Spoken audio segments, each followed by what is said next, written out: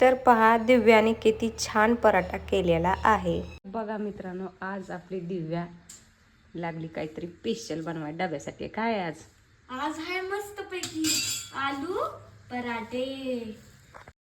तर आज आपली दिव्या बनवणार आहे। तर त्यात तिने टाकलेला आहे ओवा, बारीक चिरलेली मिरची आणि लसूण आणि ही आहे बारीक चिरलेली, एकदम बारीक चिरले बरं का, कोथिंबीर।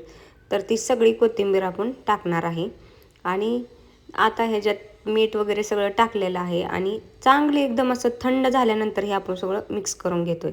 आणि हे आहेत मसाले, गरम मसाला, हळद आणि मीठ आणि थोडीशी चटणी पावडर टाकली।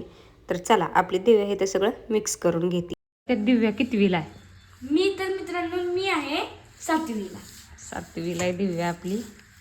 आणि आपली दिव्या आज लागली आलू पराठे करायला। तर चला। तर गव्हाची पीठ मळताना काय करायचं, थोडंसं तेल टाकायचं जेणेकरून आपले पराठे आहेत ना ते फुटत नाहीत।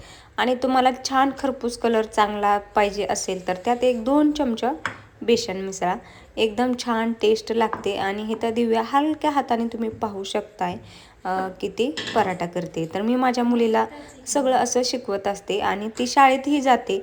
ज्यावेळेस सुट्टीचे दिवस असतात ना त्यावेळेस मी असं तिच्याकडून व्हिडिओ काढून घेते।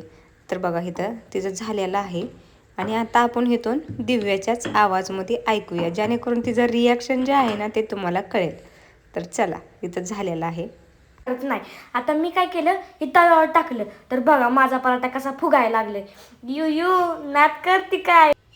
तर ना दिव्याचा पराठा ना फुगूनच बघा, जसं जसं दिव्याचा पराठा फुगल ना तशी दिव्या पण फुगायला लागली। आता फुगणारच, माझा पराठा एवढा फुगलाय म्हणलं मी का नका फुगायला। तर बघा आमचा दिव्याचा पराठा असं बघा फुगला नाही, फुगला नसता म्हणजे मला मग दिव्याला नाव ठेवायला भारी झालं असतं। आता नाव ठेवाय शब्द मी घालणार, बघा कसा गुबलू गुबलू हलतोय। गुबलू गुबलू गुबलू गुबलू हलतंय म्हण, बघा कसा गुबलू गुबलू हलतंय। लुबुक लुबुक माझं ते गुबलू गुबलू आलं। मस्त मस्त छान आहे का नाही?